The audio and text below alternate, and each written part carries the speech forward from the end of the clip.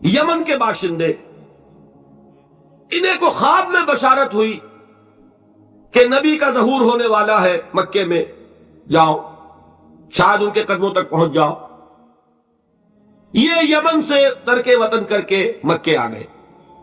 ابو جہل کا ایک چچا تھا، بہت شریف النفس انسان، اس کے ساتھ معاہدہ کیا حلیف بن کر، اور وہ مکے میں رہنے لگے۔ اس لیے کہ یہ نوٹ کر لیجئے، مکہ اس وقت ایک قبیلے کا شہر تھا، صرف قریش۔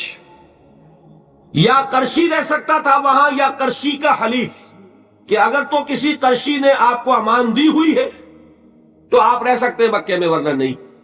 یا تیسرے قرشی کا غلام، غلام تو ملکیت ہی ہے اس کی، جیسے بھیڑ بکری ہے کسی قرشی کی، اسی طرح اس کے غلام ہے۔ یہ تین کیٹیگریز تھی انسانوں کی مکے میں۔ اسی کو نوٹ کیجئے کہ جو بیچارے غلام تھے وہ سب سے زیادہ ستائے گئے، اس لیے کہ غلاموں کے تو حقوق ہی کوئی نہیں تھے۔ بلال غلام تھے، ابو فقی غلام تھے، زنیرہ ایک کنیز تھی، ان کو جو ماریں پڑی ہیں اس کا آپ کو معلوم ہے۔ حضرت بلال کے ساتھ جو کچھ امیہ ابن خلف نے کیا، کہ جس طریقے سے کہ حیوانوں کی لاشیں جو ہے کھینچ کر گھسیٹ کر لے جائی جاتی ہیں، ان کی گردن میں رسی ڈال کر گھسیٹتے، اسی طریقے سے حضرت بلال کے گردن میں رسی ڈال کر ٹھیک دوپہر کے وقت مکے کی سنگلاخ گلیوں کے اندر گھسیٹا جاتا، نیچے زمین جل رہی ہے توے کی طرح، اور ویسا بھی ہوتا تھا کہ چت لٹا دیا، اوپر سے وہ آگ مکے کا کہ سورج جو ہے ذرا نوٹ کیجئے، آگ برسا رہا، نیچے زمین توے کی طرح جل رہی ہے، اور ایک بھاری سل بھی لا کر جو ہے سر پر رکھ دی، چھاتی پر رکھ دی گئی ہے کہ آواز نہیں نکل رہی، جھاگ نکل رہے منہ سے، لیکن اس حال میں بھی احد احد احد، ایک ایک اللہ، قل هو اللہ احد، الفاظ نکل رہے۔ یہ ہے وہ صبر، صبر علی الابتلاء، صبر علی الایذاء، یہ ابتلاء اور ایذاء پر صبر ہے۔ جھیلو، برداشت کرو، اس توحید پر قائم رہو، محمد کی رسالت کے اقرار کرتے رہو صلی اللہ علیہ وسلم، لیکن ہاتھ نہیں اٹھانا۔ اب میں آپ کو بتا رہا تھا یہ تو غلام تھے، یہ جو تھے یاسر، یہ حلیف تھے، غلام تو نہیں تھے نا۔ البتہ وہ ابو جہل کے چچا کی کنیز تھی یہ سمیہ، انہوں نے اجازت لے کر ان سے نکاح کر لیا، یہ تو کنیز رہیں گی۔ بیٹا جو ہوا وہ بھی ایک طرح سے، جب کنیز زیادہ ہے تو غلام ہو گیا، عمار ابن یاسر۔ وہ جو شخص تھا بہت شریف النفس ابو جہل کا چچا، وہ مر گیا، اب ابو جہل جو ہے اس خاندان کا سربراہ ہے، لہذا یہ تینوں جو افراد ہیں وہ اس کے رحم و کرم پر ہے۔ یاسر کو بھی پروٹیکشن اگر ہے تو ابو جہل کی ہے، ابو جہل جو چاہے کرے، اور سمیہ تو کنیز ہے ہی، اس کا تو کوئی حق ہے ہی نہیں، جو چاہے کرے، اور عمار ان دونوں کا بیٹا ہے، لہذا بدترین معاملہ کیا ابو جہل نے ان تین افراد کے ساتھ۔ حضرت سمیہ کے ساتھ جو کچھ کیا گیا ہے آپ اس کا تصور نہیں کر سکتے۔ بالآخر جو شہید کیا حضرت سمیہ کو ایذائیں دے دے کے، سسکا سسکا کے، ان کے جسم کے نازک حصوں کو جلا کے، داغ دے کر، کہتا کیا تھا؟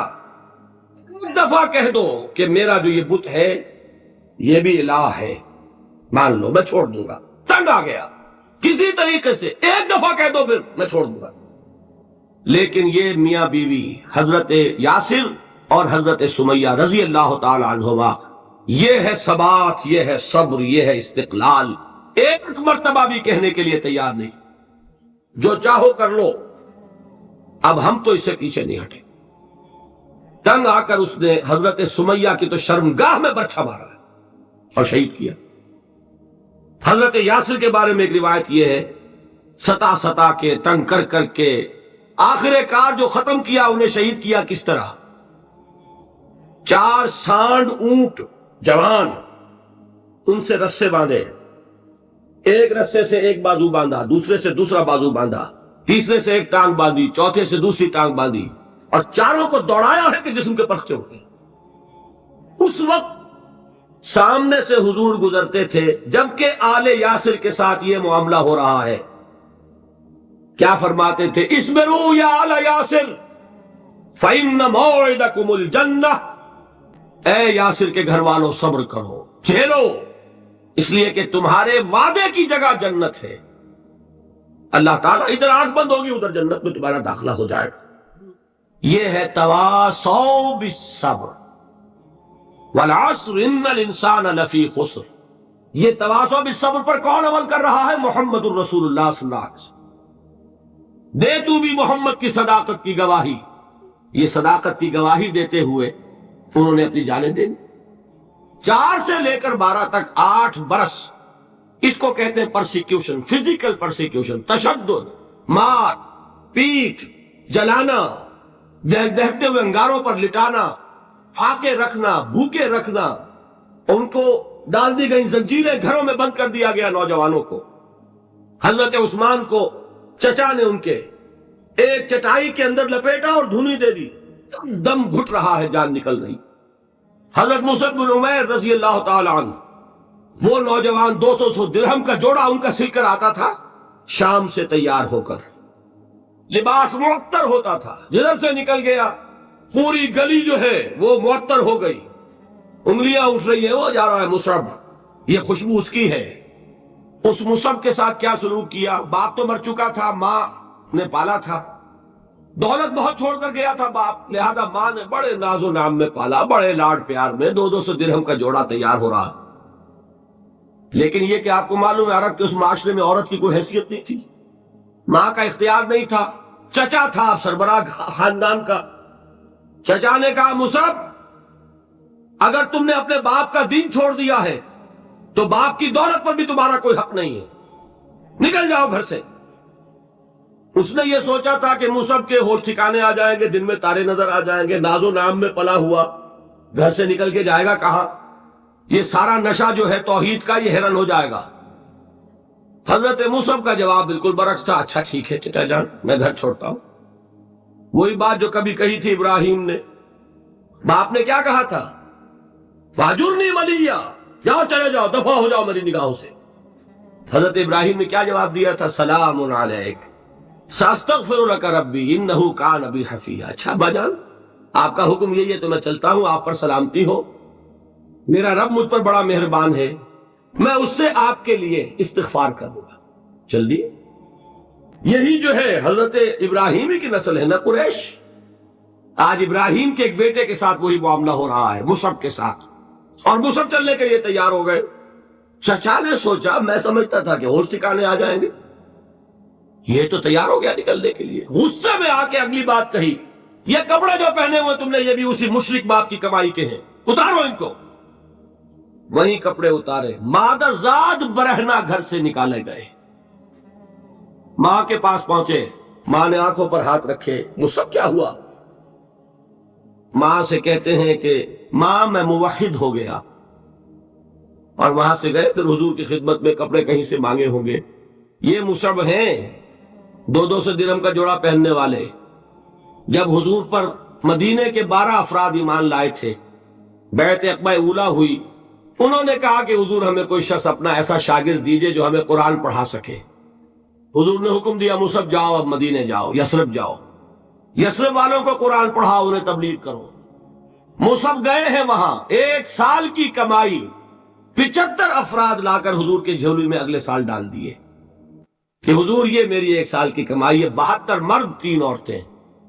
بہرحال وہ مصعب بن عمیر ہیں جو غزوہ احد میں شہید ہوئے، اور جب شہید ہوئے تو ان کے جسم پر صرف ایک چادر تھی۔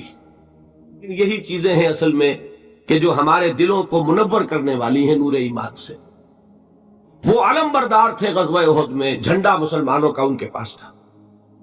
ایک ہاتھ پر ایک شانے پر وار پڑا، ہاتھ کٹ گیا، دوسرے سے تھاما، دوسرے پہ کٹ گیا، اب دونوں حصوں کے بچے ہوئے ٹکڑوں سے جھنڈے کو تھاما، گرنے نہیں دیا، یہاں تک کہ شہید ہو گئے۔ گرے ہیں تو جھنڈا گرا ہے۔ شکل میں حضور سے بہت مشابہ تھے، خبر اڑ گئی کہ محمد شہید ہو گئے صلی اللہ علیہ وسلم۔ یہ مصعب بن عمیر کا واقعہ ہے۔ جب ان کو اب دفن کرنے کا وقت آیا، اور شہید کے لیے کفن جو ہے اس کا وہی لباس ہوتا ہے جو شہادت کے وقت ہو، حضور کے سامنے ایک پرابلم پیش کیا گیا۔ حضور، مصعب کے جسم پر تو ایک چادر تھی، اور وہ چادر بھی اتنی چھوٹی ہے، یعنی 2 گز کی چادر بھی نہیں ہے، اس سے اگر سر ڈھانپتے ہیں مصحف کا تو پیر کھل جاتے ہیں، پیر ڈھانپتے ہیں تو سر کھلتا ہے، کیا کریں؟ حضور نے فرمایا سر ڈھانپ دو چادر سے اور پیروں پر گھاس ڈال دو، یہ آخری لباس ہے جو محمد کے اس دیوانے کو اس دنیا سے رخصت ہوتے ہوئے ملا ہے، جس کا 200 درہم کا جوڑا سلتا تھا۔ یہ ہے صبر۔ برداشت کیا کہ نہیں کیا؟ یہ خباب بن الارت پیشے کے لحاظ سے لوہار تھے۔ سوچئے ایک زندہ انسان کو دہتے ہوئے انگاروں پر لٹایا جا رہا ہے، ان انگاروں سے کھال جلی، کمر کی چربی پگھلی، اس پگھلنے والی چربی سے وہ انگارے ٹھنڈے پڑے، یہ سب کچھ جھیل رہا ایک شخص۔ سوچنے والوں نے سوچا نہیں ہوگا کیا جرم تھا اس کا، بڑا شریف آدمی ہے، بہت اچھا کاریگر ہے، وقت پر کام دیتا ہے، مناسب اجرت لیتا ہے، یہ کیا ہوا؟ یہ کوئی جرم نہیں، جرم صرف ایک ہے، ایک اللہ کو مانتا ہے اور محمد کے دامن سے وابستہ ہے۔ فَاسْتَعِينُوا بِالصَّبْرِ وَالصَّلَاةِ، مدد حاصل کرو کس سے؟ صبر سے اور نماز۔ ان اللہ مع الصابرین، جان لو کہ اللہ تعالیٰ صبر کرنے والوں کے ساتھ۔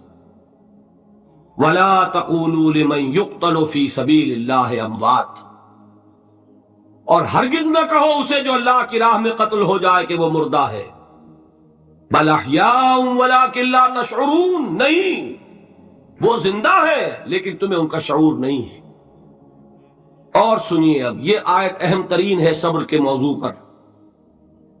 وَلَنَبْلُوَنَّكُمْ بِشَيْءٍ مِّنَ الْخَوْفِ وَالْجُوعِ وَنَقْصٍ مِّنَ الْأَمْوَالِ وَالْأَنفُسِ وَالثَّمَرَاتِ وَبَشِّرِ الصَّابِرِينَ، اور دیکھو ہم تمہیں آزمائیں گے، وَلَنَبْلُوَنَّكُمْ، ہم لازماً آزمائیں گے تمہیں، بِشَيْءٍ مِّنَ الْخَوْفِ، خوف کی کیفیت طاری کر کے، والجوع، بھوک، فقر اور فاقہ، ونقص من الاموال، مالی نقصان، والانفس، جانی نقصان، والثمرات، اور ثمرات، پھلوں اور میووں کا نقصان۔ میرے نزدیک یہاں پر ثمرات کا مفہوم ایک اور بھی ہے۔ ایک تو صاف تھا کھجور کی فصل تیار ہے، غزوہ تبوک جانے کا حکم مل گیا، کون اتارے گا؟ اور کھجور وقت پر اتری نہیں، برباد ہو جائے گی۔ یہ ہو رہا ہے نا میووں کا نقصان۔ اور میرے نزدیک یہاں یہ بھی ہے، بسا اوقات بہت سی محنتوں کا نتیجہ انسان دیکھتا ہے کہ ضائع چلا گیا، میں نے 10 سال محنت کی، حاصل کوئی نہیں نکلا۔ یہ ثمرات کیا ہے؟ محنتیں، محنتوں کے ثمرات کا ضیاع۔ کوشش آپ نے کی، قسمت کی خوبی دیکھیے، ٹوٹی کہاں کمن، 2-4 ہاتھ جب کے لبے بام رہ گئے۔ Be prepared. ایک شاعر کے یہ اشعار ہیں، یہ فصل امیدوں کی ہمدم، اس بار بھی غارت جائے گی، سب محنت صبحوں شاموں کی اب کے بھی اکارت جائے گی۔ میرے نزدیک یہ ثمرات کا جو لفظ یہاں آیا ہے، وَنَقْصٍ مِّنَ الْأَمْوَالِ وَالْأَنفُسِ وَالثَّمَرَاتِ، سب محنت صبحوں شاموں کی اب کے بھی اکارت جائے گی، دھرتی کے کونوں کھدروں میں پھر اپنے لہو کی کھاد بھرو، پھر مٹی سینچو اشکوں سے، پھر اگلی رت کی فکر کرو، پھر اگلی رت کی فکر کرو، جب پھر ایک بار اجڑنا ہے، ایک فصل پکی تو بھر پایا، تب تک تو یہی کچھ کرنا ہے۔ ایک مقصد ہے سامنے، انقلاب برپا کرنا ہے۔ ایک کوشش ناکام ہو جائے کوئی پرواہ نہیں، نیکسٹ، پھر تیار رہو ناکامی کے لیے۔ ایسا نہ ہو جو انگریزی میں کہتے ہیں hope for the best but be prepared for the worst. ایسا نہ ہو کہ دوسری مرتبہ ناکام ہو کے بددل ہو جاؤ، تمہاری ہمتیں جواب دے جائیں، نہیں، پہلے سے تیار رہو کہ دوسری مرتبہ بھی ناکامی آئے تو آئے، لیکن جب تک کہ کامیابی حاصل نہیں ہوتی ہمیں یہ کام کیے چلے جانا۔ دیکھیے سیرت میں آیا کہ نہیں یہ واقعہ؟ بدر میں مسلمانوں کو فتح ہوئی تو احد میں زک پہنچی کہ نہیں؟ 70 صحابہ شہید ہوئے کہ نہیں؟ اگر ان کی ہمتیں جواب دے جاتی تو گاڑی